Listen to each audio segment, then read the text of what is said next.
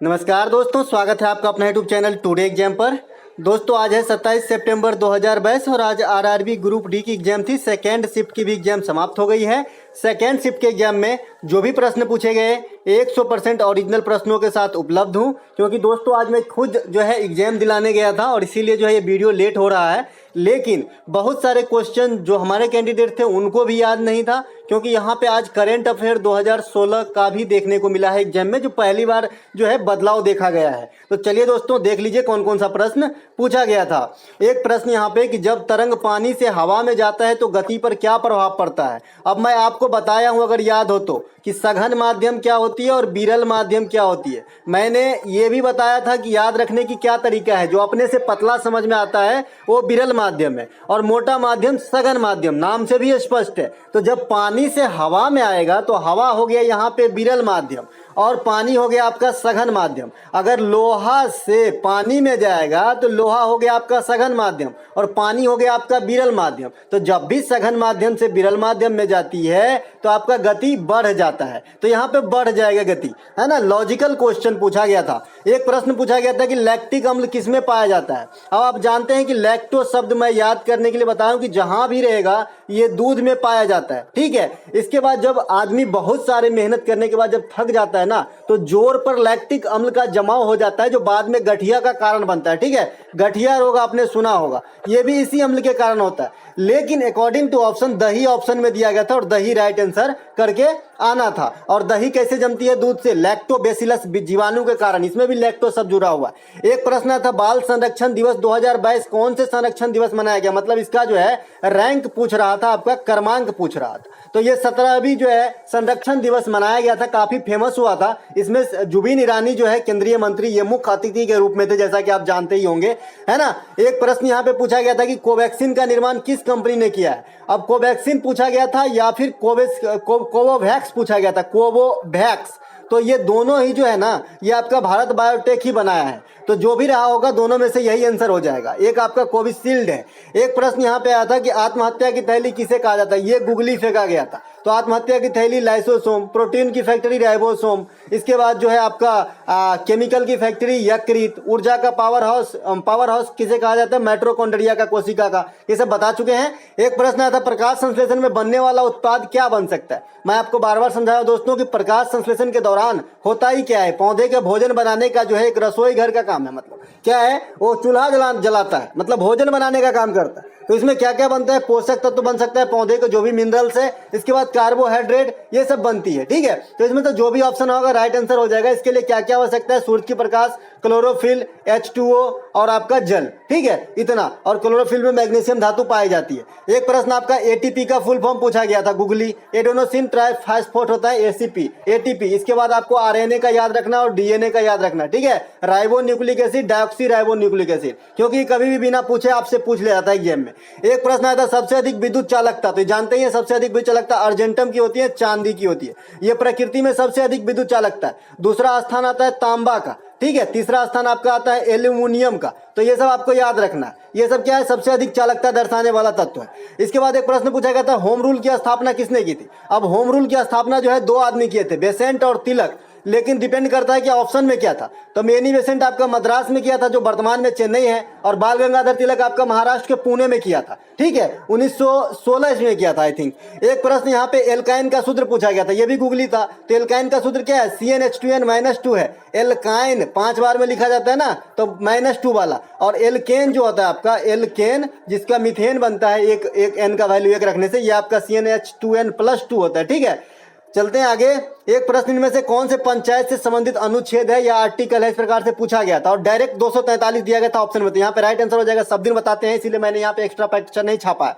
Article 40 भी पंचायत से संबंधित है। इससे पहले फर्स्ट शिफ्ट में पूछा गया था 243I, जो राज्य में जो है आपका वित्त आयोग का गठन किया जाता है राज्यपाल के द्वारा, उसका भी किसी न किसी रूप में पंचायत से ही जुड़ा हुआ है, क्योंकि जो राज्य सरकार में टैक्स का हिस्सा होता है पंचायत का, वो बंटवारा करता है। एक प्रश्न यहाँ पे आता है कि राज्यसभा का सभापति कौन होता है, गुगली। तो उपराष्ट्रपति राज्यसभा का जो ये मुस्लिम धर्म से संबंधित है, इनके दो संप्रदाय हैं। इसके बाद श्वेतांबर और दिगंबर, ये जैन धर्म से संबंधित जो है टर्म है, मतलब समुदाय है। एक प्रश्न यहाँ पे, इलायची पर्वत किस राज्य में है? रिपीट किया हुआ प्रश्न है। तो ऐसे तो तमिलनाडु में है मुख्य रूप से, लेकिन ऑप्शन में नहीं था, तो ये पश्चिमी घाट के सहारे केरल तक फैला हुआ, तो यहाँ पे आपका केरल आंसर हो जाएगा। एक प्रश्न था, 8वीं पंचवर्षीय योजना के समय प्रधानमंत्री कौन था? अब भैया पंचवर्षीय योजना तो फिक्स कर दिया है, तो आपको देखना ही है ना। पंचवर्षीय योजना लूसेंट में आपको मिल जाएगा, कहीं जाने की जरूरत नहीं है। जो ईस्वी है वो जरूर देख लेना, उसके समय प्रधानमंत्री देख लेना, ठीक है। और तो ये आपका जो है पीवी नरसिम्हा राव था, इनका तो आपका जो है शकल भी याद रहेगा, ठीक है। एक प्रश्न पूछा गया था, जूडो चैंपियनशिप 2022 किसने जीता है? तो ये भारत ने जीता है।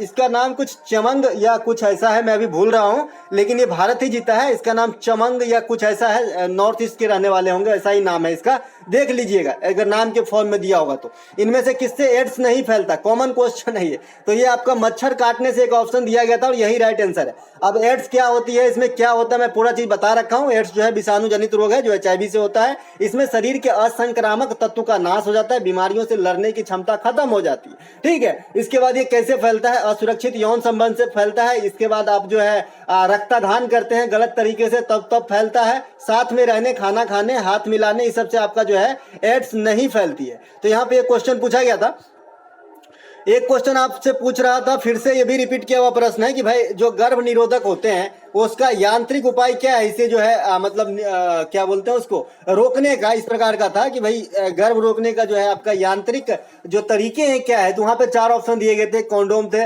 एक आपका जो है नसबंदी था, फिर से वही एक था आपका कॉपर टी, और एक था आपका गर्भ निरोधक गोलियां। तो भाई इसमें तो मैं सब दिन एक ही बात बताता हूँ दोस्तों कि मुझे जो है कंडोम और ये जो आपका गर्भ निरोधक गोलियां है, कॉपर टी है, ये सभी मुझे यांत्रिक ही लग रहा है। तो मैं कौन से आंसर मारूं मुझे समझ में नहीं आ रहा है। लेकिन अधिकांश बच्चे ये जो ऑप्शन में आप देख रहे हैं इसके साथ जाता है, तो मैं भी यहाँ पे छाप लिया हूँ। वैसे आप क्या आंसर मारे हैं मुझे बताइएगा जरूर।